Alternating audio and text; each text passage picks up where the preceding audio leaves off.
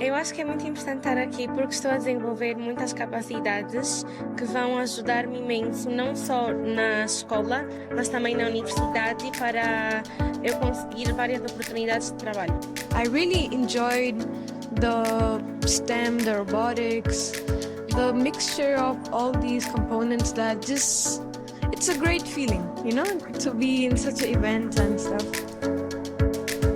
So I joined this school because I want to enhance my knowledge on the basic sciences, and also I think this would help out my future job. For today, I think we're gonna be learning a bit about the aviation concepts, maybe learning about the physics of how planes fly and propulsion.